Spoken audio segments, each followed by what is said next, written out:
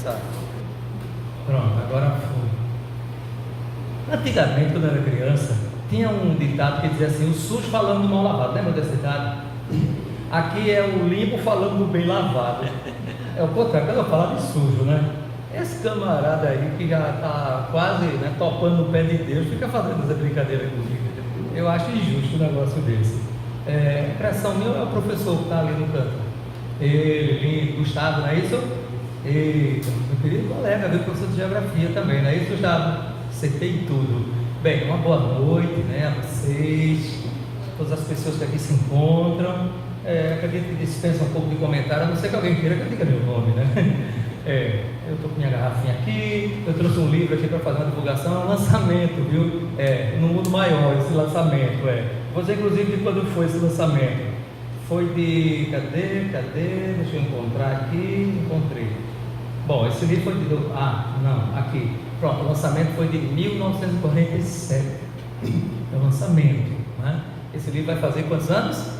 Acho que uns 80 anos, né? Quer dizer, tem uns 70 e alguma coisa. A gente vai utilizá-lo na palestra de hoje, né? Penso eu que a maioria aqui já leu o livro No Mundo Maior, né? Um dos livros, na verdade é o 5º livro, olha como é o número, ó. O 5º livro da série André Luiz. Aqui nós vamos conhecer duas figuras fantásticas apresentadas por André Luiz para nós, que é o espírito, que é o mentor espiritual de André Luiz nesse livro, que é Calderaro, né? E uma figura maravilhosa, que na verdade a gente tem pouca informação sobre ela, ela aparece só no livro, que é a irmã Cipriana. Depois a gente fala sobre elas. Mas, trazendo agora para a palestra, né? E mergulhando um pouco no estudo do Livro dos Espíritos, que é um ilustre desconhecido da maioria da humanidade, por enquanto, ou ainda, nós vamos debater, comentar, esclarecer, enfim, acerca digamos assim, da segunda classe de espíritos. A gente vai falar um pouco sobre isso, porque isso, para nós, não é tanto novidade assim, mas para as pessoas inclusive eu poderia considerar como sendo uma aberração. Você chegar para uma pessoa que não é espírita, ou que não tem o conhecimento, a informação da doutrina espírita, e falar que existem categorias de espíritos, assim como tem categorias de mundos, essas pessoas vão achar que nós ficamos loucos, mas é um louco muito consciente, porque isso é filosofia, isso é ciência espírita também. Está em O Livro dos Espíritos, na sua primeira parte, né? E eu traduzi, como o tema era justamente, né, esses espíritos bons, né, ou bons espíritos, eu traduzi de uma outra forma, criando um título diferente, né? Eu vou até pedir a Chico para ler o título, está aqui, Chico, lê aí, qual que título tem aí? Só o de cima. Um dia também seremos anjos. Ok? Um dia também seremos anjos. Vocês acreditam nisso? Hein? Acreditam que um dia serão anjos?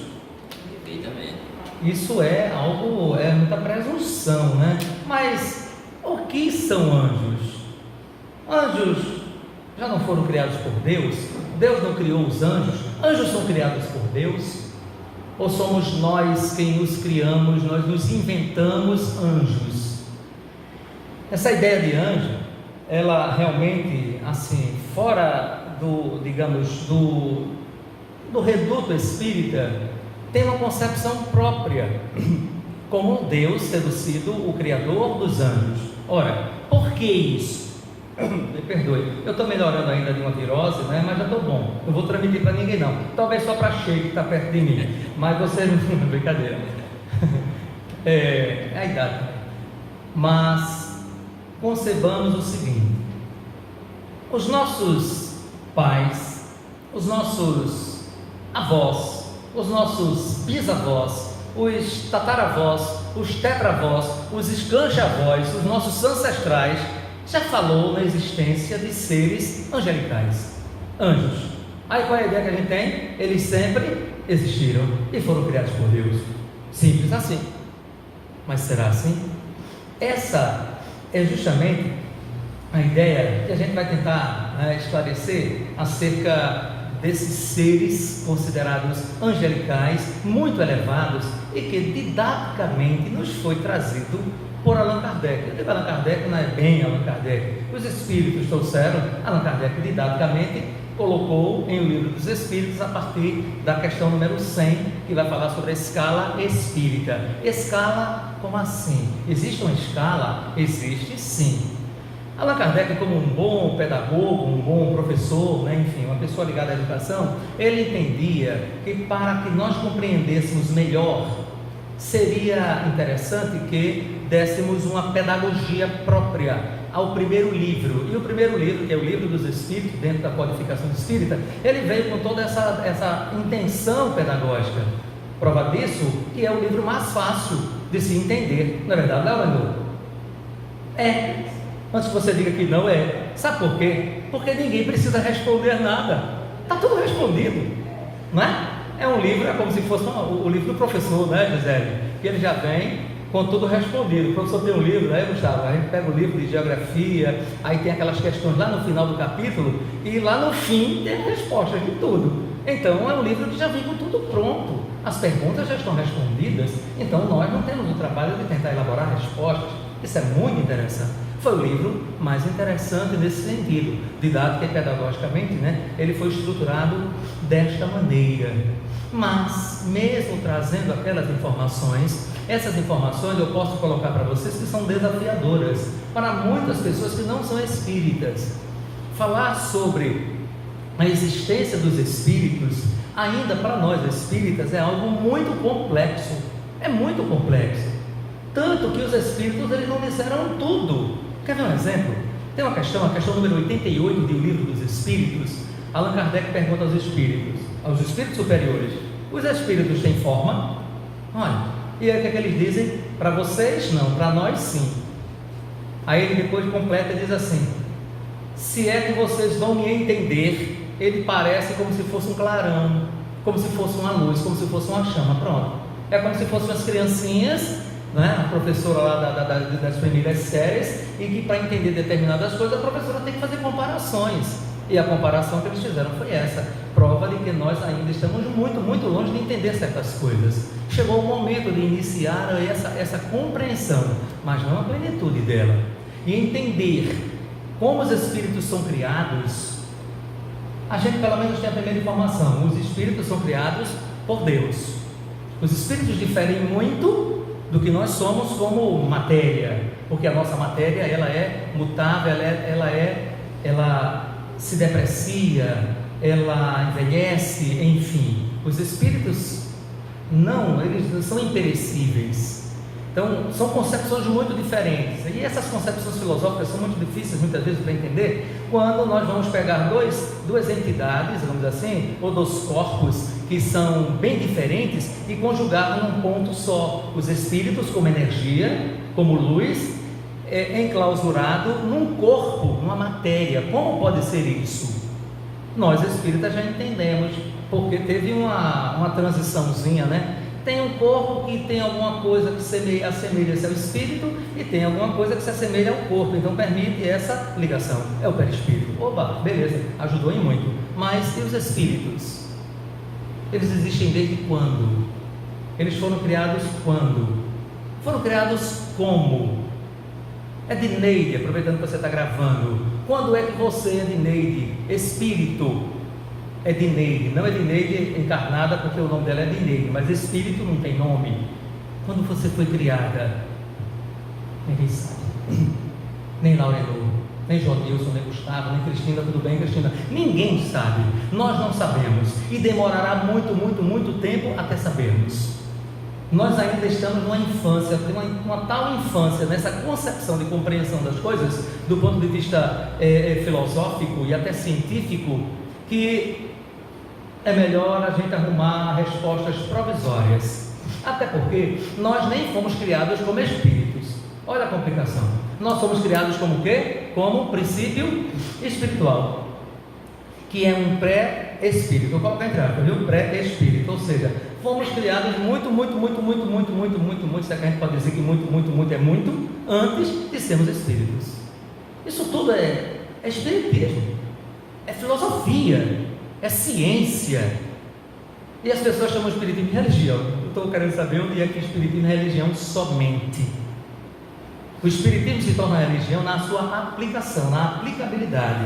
O caráter moral da doutrina espírita é que tem o caráter religioso, digamos assim. Mas fora isso, e antes disso, ele tem um caráter filosófico, a compreensão, o entendimento das coisas, porque tudo tem base na filosofia e tem a sua comprovação na ciência, e a doutrina espírita comprova não através de experimentos como se fosse um laboratório, mas através de conclusões de observação. As reuniões mediúnicas, os fenômenos mediúnicos, enfim, isso tudo nos dá a prova da existência inclusive do espírito. Pois bem, o espírito, ele surge muito elementar.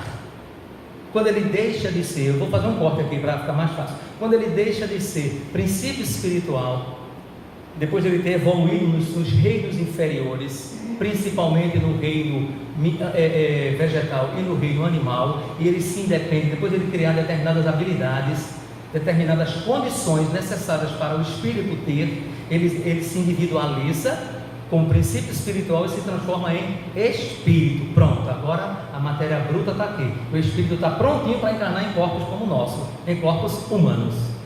É a partir daí que surge o chamado estado de natureza, ou seja, o espírito nas suas primeiras encarnações. É a primeira fase, são chamados espíritos imperfeitos. É a primeira fase que a gente não vai falar aqui, porque eu acredito que já foi falada e ela não nos comporta, né? Porque são 3 espíritos imperfeitos, esses espíritos agora em condição mediana, os espíritos benévolos, os bons espíritos, e os espíritos puros, que aí a gente também não vai falar, porque não nos comporta. Pois bem, esses espíritos são criados e ele passa uma longa trajetória nessa primeira fase de espíritos imperfeitos, e que a Terra já os abrigou em muito, durante séculos e séculos, milhares de anos, não milhões, milhares, até porque o ser humano na Terra tem mais ou menos 1 milhão de anos, então dizer que milhões seria uma presunção da nossa parte, pelo menos a ciência fala isso. Então durante milhares de anos, esses espíritos, na condição da sua primitividade, na sua primeira fase, habitaram a Terra. Na medida que eles foram se esclarecendo, desenvolvendo, evoluindo, que somos nós, passamos dessa classe para uma nova classe, uma nova categoria, a segunda categoria ou segunda ordem, que é essa de bons espíritos. Agora é que começa a palestra. Isso tudo, essa enrolação todinha foi só para preparar vocês. Inclusive, senhor João Nilson, o senhor está liberado para fazer as suas perguntas caso queira, tá bem? Eu não gostaria de que eu ficasse falando sozinho, porque esse assunto, se a gente ficar falando sozinho, né, eu confesso que pode ser que a gente perca um pouco, sabe, o caminho. Então, para distração, levanta a mão, pergunta, discorda, concorda. Já? Eu nem comecei a palestra ainda. Já está com a listinha do bolso, ele puxou a listinha do bolso. Diga, vá. Sobre o que você falou, essa questão do espírito com relação à formação espírita, isso é quando ele é filho daqui da Terra, né?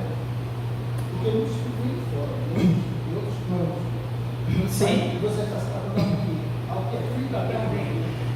Porque a Terra, ele está perguntando se são esses espíritos na Terra que tiveram esse processo de evolução. A Terra tinha uma condição evolutiva para receber espíritos que estavam, digamos assim, na mesma faixa vibratória que permitia, neste mundo, eles iniciarem seu processo de evolução. Isso não impede que espírito na mesma faixa evolutiva tenha vindo de outros mundos, nada impede, até porque o próprio livro dos Espíritos, e mais tarde, um dos mentores de André Luiz nas obras, diz que os mundos são o quê? Solidários. Então os espíritos migram, eles migram de mundo para mundo. Exemplo, algo que seria, entre aspas, inútil, eu desencarnar aqui na Terra e reencarnar num mundo que tem as mesmas características que a Terra. Que finalidade teria? Que oportunidade de aprendizado teria? Entende? Então as minhas vibrações, as minhas energias, elas estão completamente organizadas, harmonizadas com este mundo, que eu continue aqui, assim como vocês. Mas à medida em que evolui, Jodilson, Laurenô, Zena, evolui, eles ficam acima da faixa vibratória da Terra, não tem como ele encarnar mais na Terra. Isso é questão de vibração. Ele vai encarnar no mundo mais evoluído, um mundo que está acima, entendeu? Simples assim. Deu para entender? Ótimo. Vamos lá. Vamos rapidamente falar a propósito. Você, desculpa, eu nunca tinha visto você aqui, é a primeira vez. Você já conhece bem a doutrina espírita? Ah, então tá bom. Quer vir para cá também? Só para a gente fazer uma revisão, tá? Uma revisão entre aspas. essas 3 ordens, né, que eu tinha falado para vocês, e eu vou colocar as características. É nessa hora, que eu peço a vocês, por favor, que entrem na palestra. Deixa aí. Está muito atento ele. Entre na palestra, como assim? Veja onde é que você se encaixa, onde é que eu me enquadro nisso daí. Eu vou colocar as 3 ordens gerais, e já nessa condição você diga, não, eu faço parte dessa daí, ok? Não faço da outra, e assim vai. E quando eu for falar sobre as 4 subdivisões da segunda ordem, que é a palestra propriamente, aí vocês vão se encontrar, tenho certeza que vão se encontrar, espero que sim. A terceira ordem é a dos espíritos chamados espíritos imperfeitos, ou impuros, o nome que a gente quiser dar. Aqui diz, qual é a principal característica dela? Ela é caracterizada, esses espíritos são caracterizados pela predominância da matéria sobre o espírito e por sua propensão para o mal. E aí, pensem de si para consigo.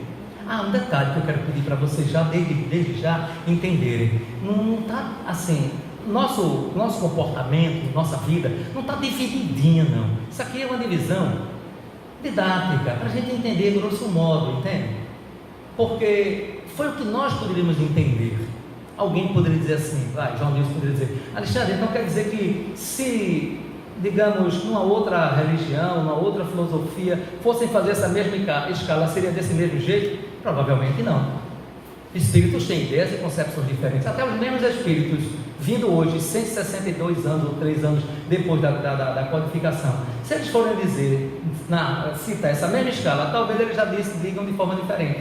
Talvez já entre mais coisa, porque a nossa concepção também já é outra. Então, isso é assim o que nós poderíamos entender à época, e estamos entendendo, de modo tal que dizer assim, poxa, assim, aqui está falando sobre espíritos imperfeitos, eu até que me enquadro aqui, porque realmente a matéria ainda predomina sobre mim, mas eu não tenho propensão para o mal. Eu sou uma pessoa, eu já não me considero uma pessoa boa, mas eu não me considero uma pessoa má, entendeu? Então, não quer dizer, então você não está nem nessa nem na outra. Não é bem assim. Nós poderemos ter características de uma e da outra. Significa dizer que nós estamos em transição, entenderam? Para vocês não se sentirem assim, estimulados, animados, caso não se enquadrem em nenhuma, tá? Porque não vai dar para chamar o Espírito de Verdade para citar uma nova classe que você se encontra. Pelo menos por enquanto não vai dar. E quando a gente lê, a gente fica até sem entender como é que pode ser bons espíritos e de repente a primeira, vamos dizer assim, ordemzinha ali diz propensão para o mal. Quer dizer, a gente já fica, poxa, por que não ficou na outra classificação, na outra ordem? Na verdade, eu vou pedir até perdão a Gisele, porque essa que eu estou lendo ainda é mesmo é a primeira ainda. É a primeira. São os espíritos imperfeitos. Eu vou até mais rápido, exato. Viu? Eu estou fazendo só um resgate para a gente se enquadrar no contexto. Então eu vou até ser mais rápido um pouquinho agora. A primeira, não é nem a primeira, é a terceira ordem, de baixo para cima, sei lá. Espíritos imperfeitos, caracterizados pela predominância da matéria sobre o espírito e pela propensão para o mal. Ou seja, a matéria predomina sobre o espírito. Tudo está relacionado à matéria.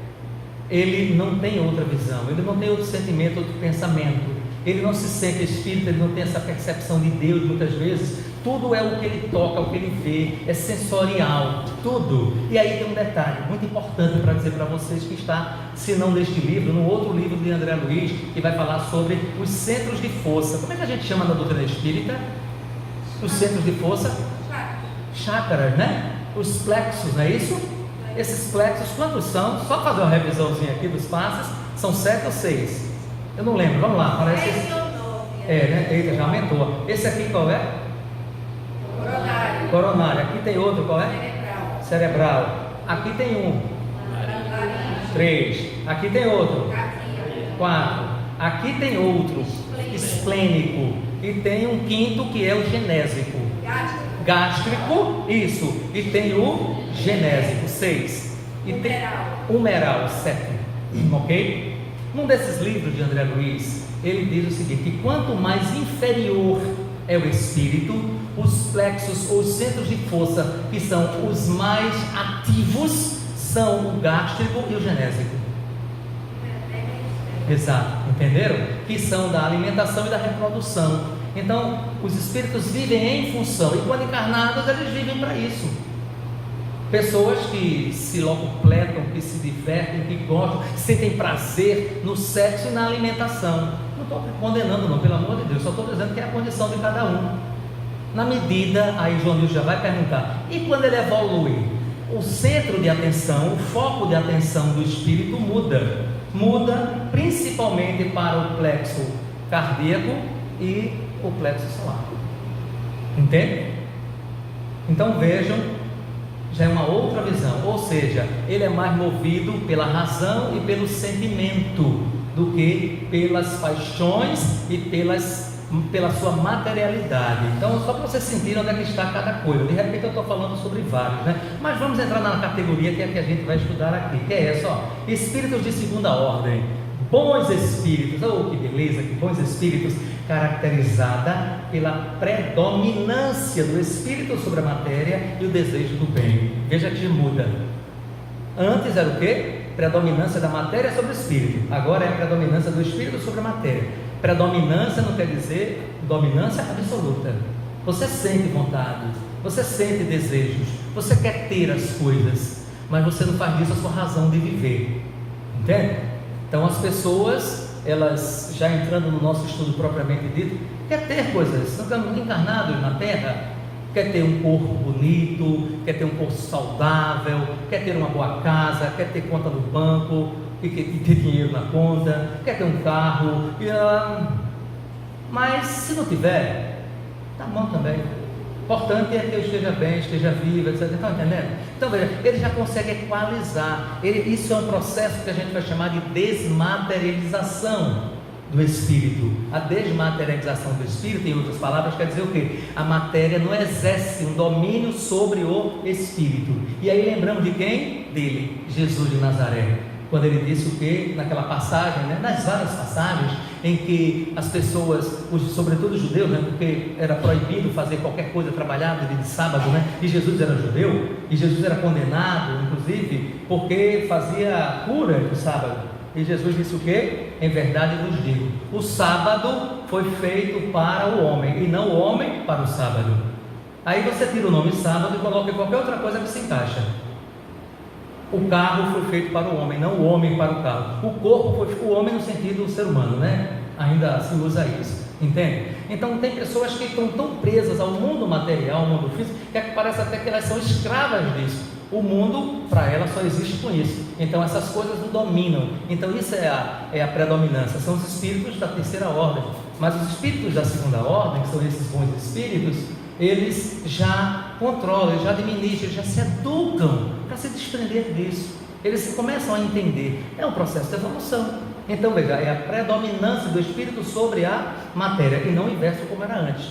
Porém agora tem algo muito interessante. Antes era o desejo do mal, agora é o desejo do bem. Uma coisa é o desejo, a outra é a prática. Mas é um caminho. É bom que nós tenhamos isso em mente. É por isso que eu não acredito, sinceramente, me perdoe, né? Eu não acredito em conversão, sabe? Eu acredito em adesão. Isso em qualquer religião. No espiritismo também tem. Tem. As pessoas que são muito empolgadas, né? Allan Kardec até coloca isso em O Livro dos Médiuns, né? As pessoas que se empolgam quando descobrem a doutrina espírita. Meu Deus, descobri! Ai! Se enlouquece aquela coisa toda. E quando passa 2 meses, aí deixa até de vir para o centro espírita, deixa de ler, dá desculpa, etc. Não era melhor você ter ficado no seu lugar, vamos dizer assim. É por isso que eu não faço questão que ninguém seja espírita, sendo muito sincero, não é? Como diz um amigo meu, ser espírita dá muito trabalho, dá, mas é um trabalho bom. É um trabalho bom, pelo menos eu tenho sentido a bondade desse trabalho. Então, é um processo, tudo é processo na nossa vida. É por isso, por exemplo, que a gente não, assim, eu digo assim, não nos deu, o espírita não está autorizado a exigir nada de ninguém. Eu me recordo uma vez, né, eu durante um bom tempo, né, eu sou lá do Cabo de Santo Agostinho e participei inclusive da atividade do atendimento fraterno. Gisele me conheceu de lá, né, Gisele? Desde 1991, na verdade, que eu entrei na doutrina espírita, na verdade foi bem antes que isso, 1980, mas eu fazia parte do atendimento fraterno, e certa vez eu tive que, digamos assim, desmontar uma orientação que não foi muito adequada que alguém tinha dado. A pessoa disse, não, porque você tem que deixar de beber, entende? A pessoa ficou frustrada. Quando ela veio uma segunda vez para o atendimento, foi comigo. E aí ela relatou, ela quis dizer até o nome da pessoa, e eu preferi que não dissesse, né? Ela disse, não, porque ele disse que tem que... Mas é muito difícil para mim, ela disse. Eu disse, eu sei, não porque eu seja alcoolista, mas eu sei porque isso é processo, não é assim. Aí as pessoas se autolapidam e sofrem com isso, e quando tem uma recaída, é pior do que antes. É aquilo que Jesus dizia, quando o espírito imundo sai da casa, né, de uma casa, ele anda por lugares ermos. Não encontrando, ele volta, e quando encontrando a casa adornada e limpa, ele volta e traz mais 7, e a situação daquela pessoa se torna pior do que antes. Então tudo é processo. Eu estou falando sobre, entre aspas, vícios ou defeitos físicos, né? Digamos, que não deixa de ser moral, mas tem um moral também. Tem pessoas que não aguentam, assim, não suportam passar um dia sem falar mal de alguém, fofocar, no termo da gente, né? Ah, mas eu não consigo. Um processo de autoconscientização vai deixando aos poucos. Tem gente que não basta se reunir, já, o tema é sempre a vida dos outros. Ora, mas se a gente começar a perceber, quando a gente começa a perceber outros horizontes, o desejo do bem, a gente começa a perceber o tempo gasto com isso, a energia jogada fora, sabe? Mais tarde, a pessoa pergunta para si mesma, mas o que é que isso está contribuindo para a economia positiva da minha alma? Nada, você só está perdendo tempo falando mal de alguém ou dando guarida, ouvindo o que os outros dizem, isso seja de qualquer forma. Então, porque quando a gente fala do desejo do bem, a gente só pensa em fazer a caridade, entregar não, o desejo do bem é em todos os sentidos. Afinal de contas, lá em Livro dos Espíritos, Allan Kardec pergunta qual era o sentido da caridade entendida por Jesus. Qual era? Benevolência, indulgência e perdão.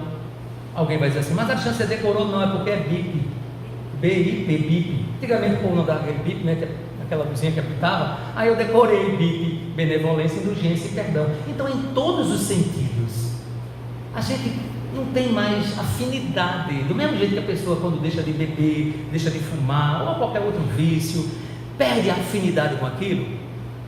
Esses comportamentos também, de ver a vida dos outros, estou falando isso para poder falar outra coisa, né? E de querer prejudicar alguém, a pessoa perde o sentido.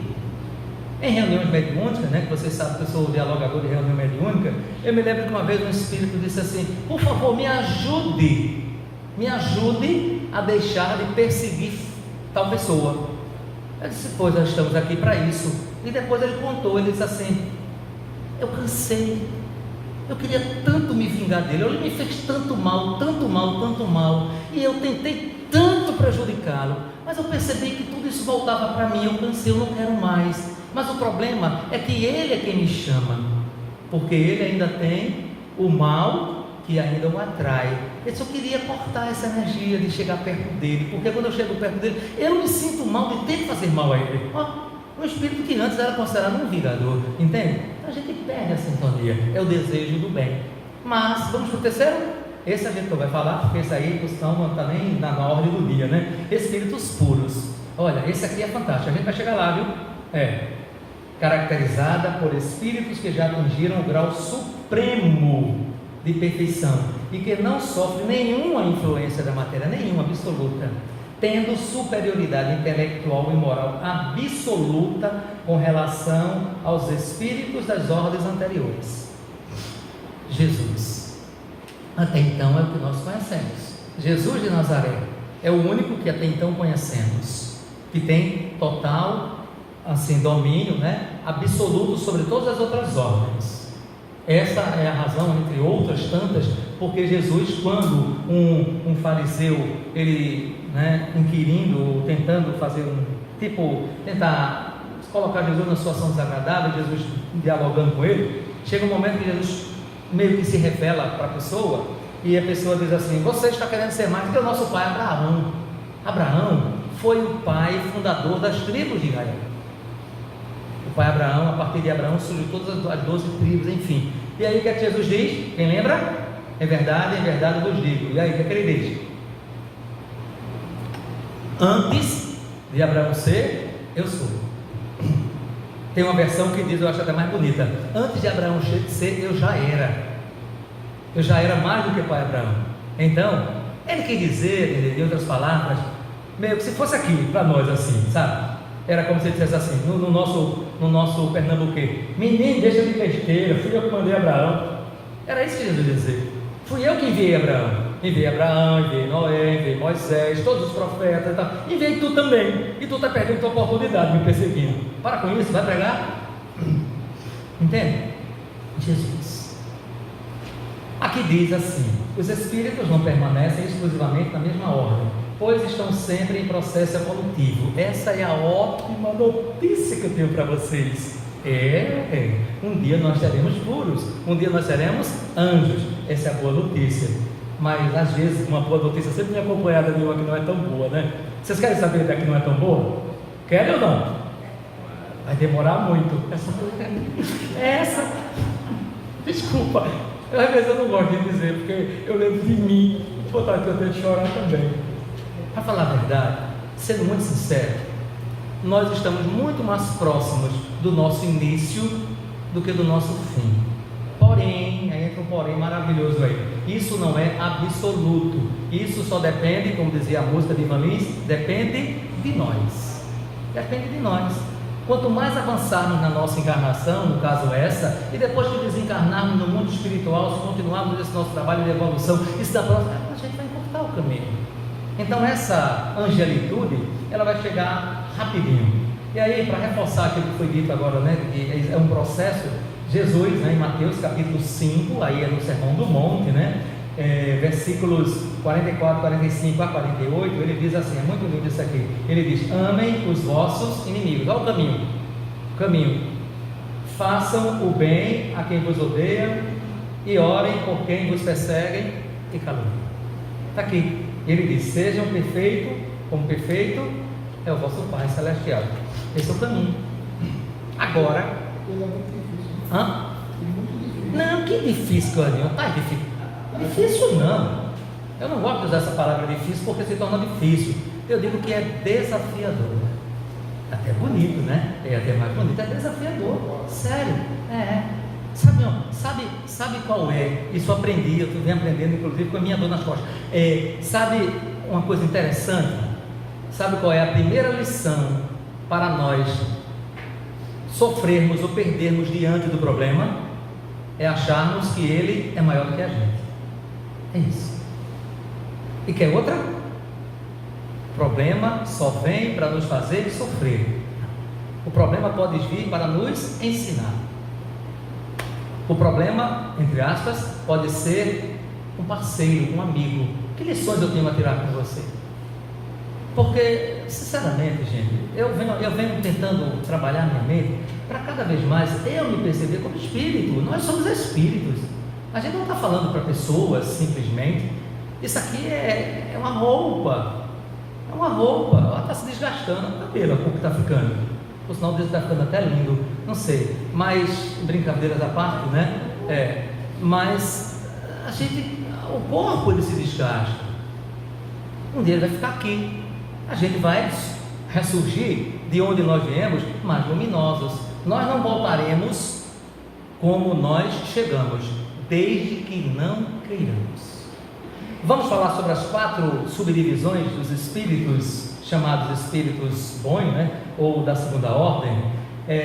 Allan Kardec mais uma vez coloca isso numa visão decrescente: quinta, quarta, terceira e segunda ordem, tá? Ele diz, ou classe, perdão. Ele diz: os espíritos de quinta classe são chamados espíritos benévolos. Esse é o nome.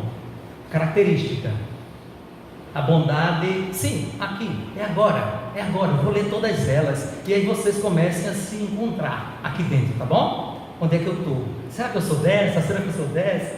Eu vou adorar se vocês forem da última, eu também quero estar lá. Acho que não, eu pelo menos não. Aqui, ó, a quinta classe, que são dos espíritos benévolos. A bondade é neles a qualidade dominante, a bondade. Apraz-lhes prestar serviço às pessoas, à natureza e protegê-los. Limitados, porém, são os seus conhecimentos. Hão progredido mais no sentido moral do que no sentido intelectual. Essa é a característica principal desses chamados espíritos benévolos.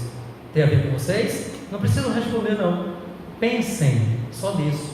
Querem que eu leia de novo? Rapidinho? Agora de uma vez só. A bondade é nele a qualidade dominante, a bondade. Apraz-lhes prestar serviço às pessoas, à natureza e protegê-los. Limitados, porém, são seus conhecimentos, né? E hão progredido mais no sentido moral do que no sentido intelectual. E aí, eu fiquei pensando, e exemplos? Será que a gente poderia buscar exemplos? Eu inventei isso aqui. O que eu vou ler agora é invenção minha. Eu pedi autorização ao Kardec. Ele não me deu não, mas eu sou muito mal criado, eu fiz. Fiquem à vontade para concordar ou não. Eu coloquei aqui exemplos. Espíritos dessa classe são já muito comuns na Terra atualmente, pois os temos em nossas convivências, seja no lar, no trabalho, nos templos religiosos, na sociedade em geral, devido ao nível evolutivo já alcançado pelo nosso mundo. Espíritos benévolos, pessoas anônimas, mas que têm um coração enorme, é capaz inclusive de se sacrificar por você. Pessoas que fazem o bem pelo bem, como dizia a música de Nando Cordel, né? Faz o bem pelo bem, amam pelo amor. Eu me recordo rapidamente, tem mais ou menos uns, acho que 6 anos, 7, 8, não sei, no sul da França, aquela região ali de Nice, na França, houve uma tempestade, uma chuva, foi um negócio torrencial, sabe, que inundou tudo de uma vez só, e muitas pessoas foram pegas de surpresa. Elas estavam na rua, elas estavam voltando de casa, quer dizer, voltando do trabalho para casa, e tudo ficou fechado, tudo ficou bloqueado, ninguém passava. Sabe o que foi? Sabe o que fizeram? Pessoas da cidade trouxeram as pessoas para dentro da sua casa. As pessoas dormiram na casa. E quem eram? Não sei. Eles não sabiam que eram eles e eles não sabiam que eram eles, mas sabia que estavam precisando de ajuda, e simplesmente trouxe e deu alimento, deu o banho, né, ofereceu roupa, etc. A pessoa dormiu lá, no outro dia a água baixou, as pessoas foram embora. Vocês entendem? Então essas pessoas, em número muito, muito grande, elas já estão entre nós. Essas pessoas são caracterizadas naquela passagem que Jesus fala sobre a parábola do trigo e do joio. Essas já são o trigo.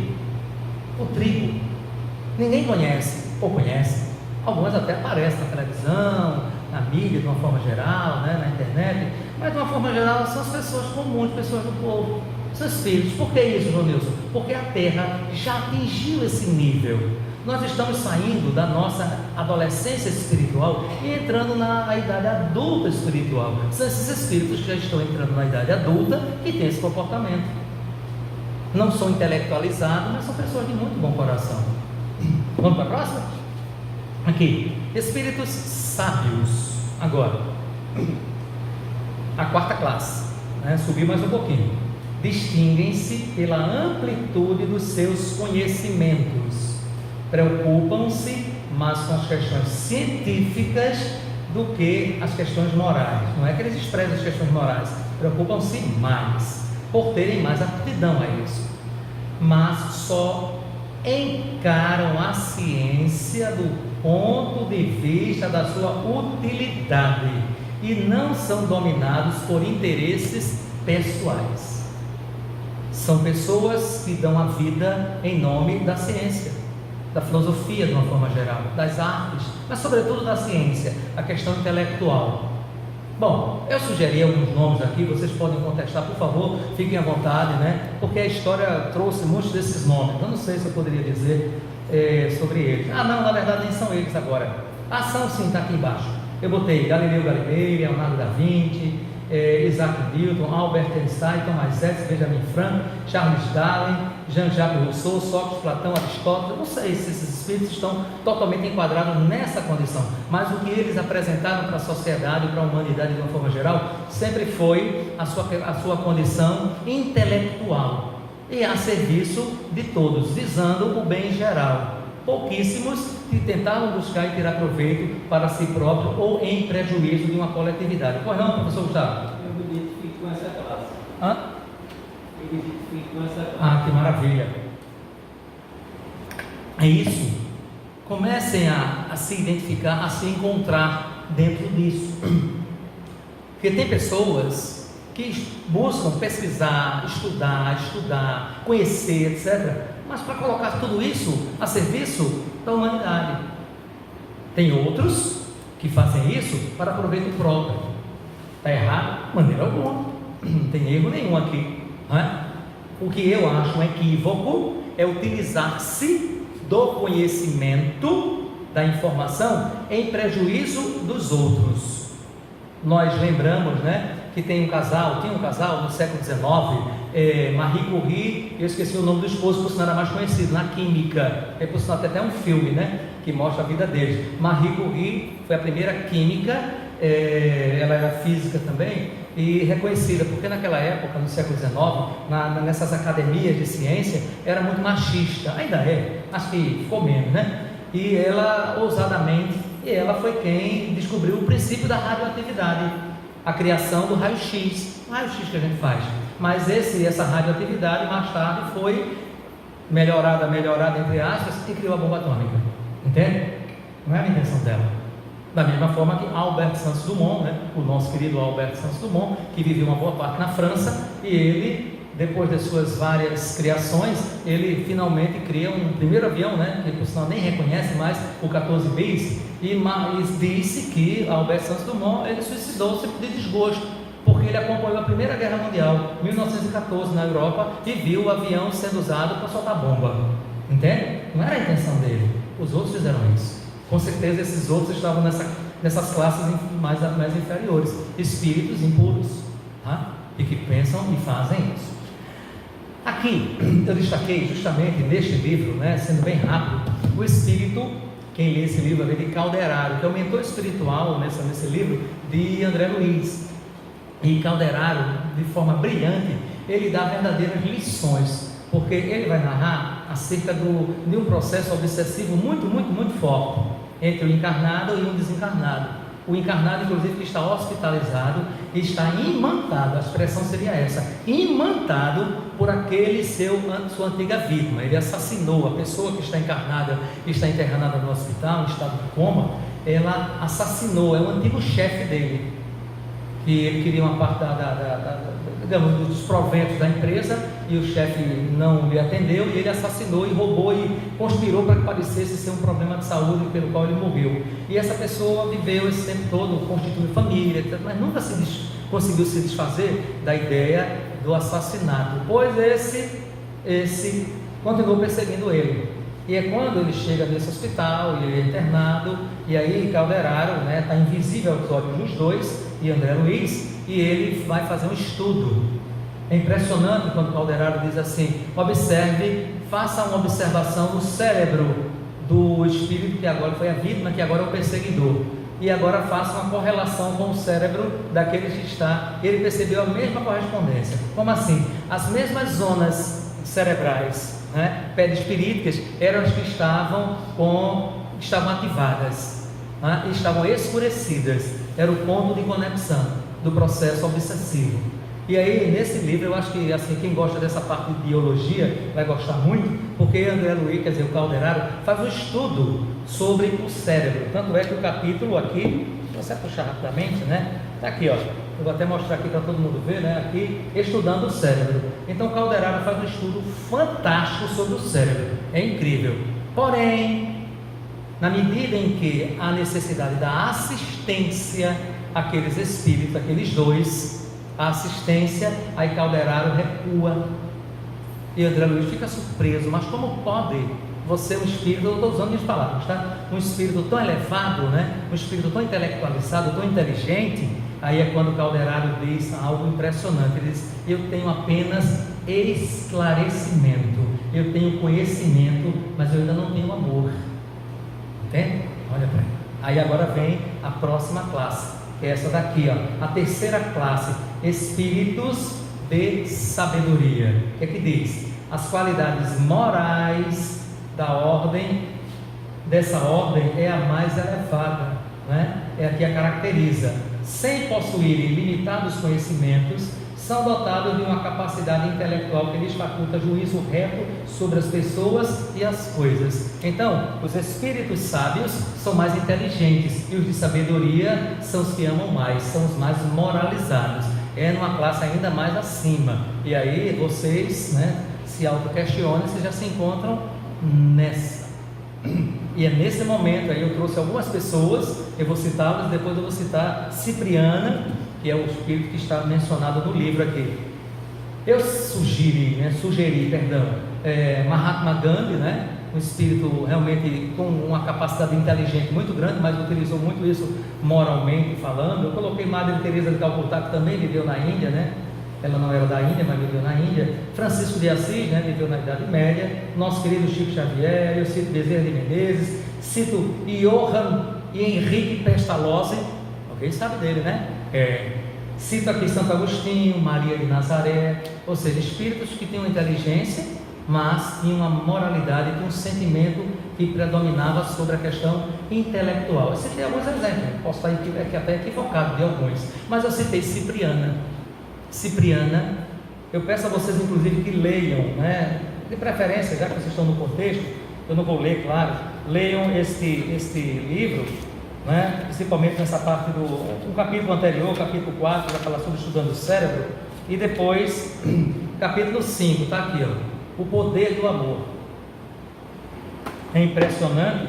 Cipriana, quando André Luiz pergunta a Calderaro, né, por que ele não age, e, né, para debelar aquela situação, tentar conciliar, pacificar os ânimos daqueles dois espíritos, no caso o encarnado e o desencarnado, e o Calderaro, ele diz: eu não tenho condições para isso.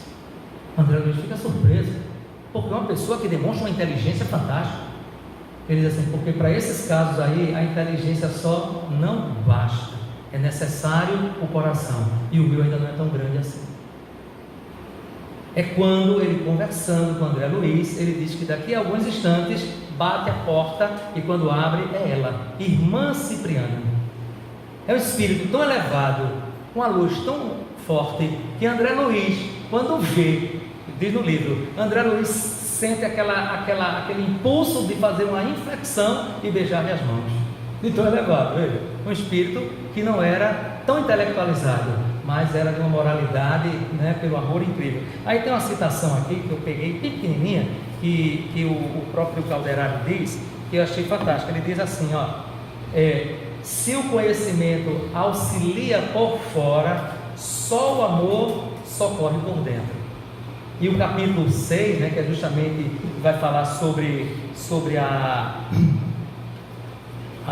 ação é o capítulo 5, na verdade, o poder do amor de Cipriana. Cipriana é justamente ela que já vinha acompanhando o caso, e é ela quem promove realmente esse encontro de reconciliação com esses dois espíritos. É algo simplesmente fantástico. Aí a gente sente que realmente o amor, ele arrebata absolutamente.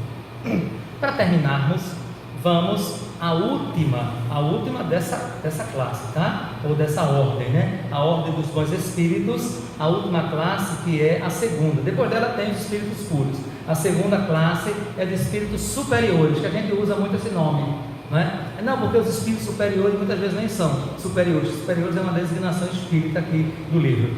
Ouçamos o que ele diz. Na verdade é a reunião dos outros dois, tá? É a reunião da quarta e da terceira. Na segunda diz assim: reúne a ciência, a sabedoria e a bondade, ok? Da linguagem que empregam, que exalam sempre a benevolência. É uma linguagem invariavelmente digna, elevada e muitas vezes sublime. Comunicam-se complacentemente com os que procuram de boa fé a verdade e cuja alma já está bastante desprendida das ligações terrenas para compreendê-la. Afastam-se, porém, daqueles a quem só a curiosidade impele ou que, por influência da matéria, fogem à prática do bem.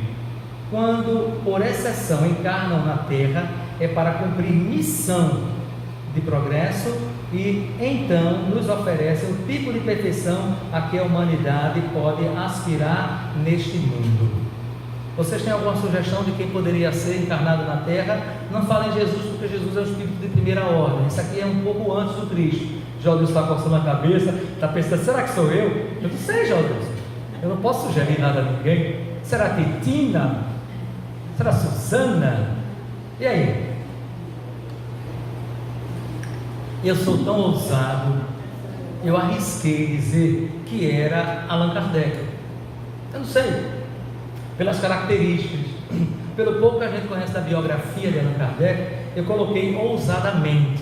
Pode ser que não seja, pode ser que eu particularmente não conheça, mas que já existiram na Terra e existem na Terra espíritos com essa condição, com essa capacidade. Bom, diante de tudo isso, depois de dito isso, eu particularmente entendo que nós aqui, e os que depois vão ouvir essa palestra, através da gravação, talvez já não se encontrem naquela condição de espíritos que estão lá no início, e não estão mesmo, porque já não encarnam mais na Terra, tá? A Terra já saltou o degrau, já está na transição para um terceiro nível. Então, espíritos dessas primeiras, dessas últimas ordens ou classes, dos espíritos impuros, eles já não podem mais estar entre nós, porque o grau de vibração deles é muito, muito, muito inferior ao ponto de ele provocar, encarnados na Terra, eles iriam provocar um desequilíbrio, uma desordem de tal maneira, porque eles desconhecem o bem e o mal.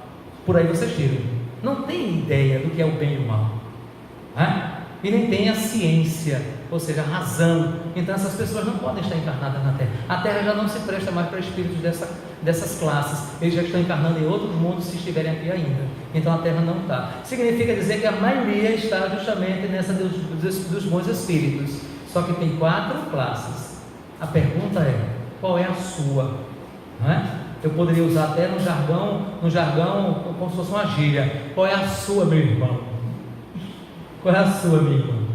Significa também dizer que a gente vai pular de uma para outra, até chegar a essa última, o que será maravilhoso. Continuem fazendo. Se tem consciência de estarem fazendo o bem, se tem consciência de estarem agindo por Jesus e para Jesus, não para as pessoas da terra, que as pessoas da terra são tão necessitadas quanto nós, se temos a consciência de que estamos servindo a Jesus, muitas vezes até sacrificando, e olha que ele nem pediu isso, ele pediu misericórdia, mas tem gente que se sacrifica, desde que não seja inconsciente, é no caminho certo. É um processo. A gente desencarna, continua no plano espiritual, essa mesma jornada de felicidade, envolvendo-se com essa felicidade e se programando para uma próxima encarnação que será muito mais, muito melhor do que essa. O importante é continuar no caminho e dele não sair. É isso que temos para hoje. Já terminou o horário, mas a gente vai abrir a sessão para você, embora essa já é paga, viu? Fora do horário é pago, diga. Espíritos superiores não são puros, não. Não. Pelo que foi colocado no livro dos Espíritos, os espíritos puros são de primeira ordem. Os espíritos superiores estão no último degrau para se tornarem espíritos puros, tá certo? Espíritos puros não encarnam na terra. O único que temos conhecimento que encarnou e fez um esforço tremendo foi Jesus. Ele teve que diminuir muito as suas vibrações, porque a gente pensa que é fácil, não é? Agora eu tenho que usar essa expressão, para poder encarnar num corpo perecível como o nosso. E olha que o corpo de Jesus era dos melhores, era tão quintessencial o corpo físico de Jesus, mas mesmo assim ele teve que diminuir toda uma vibração até chegar a uma condição de encarnar num mundo como o nosso. Foi um esforço muito grande em nome do amor. As pessoas dizem, nossos irmãos, irmãs de outras religiões, dizem que Jesus morreu por nós. Eu digo para vocês que, com todo respeito, estão equivocados. Jesus viveu por nós, porque foi com a encarnação dele e a gente ganhou. É isso. Agora é com você.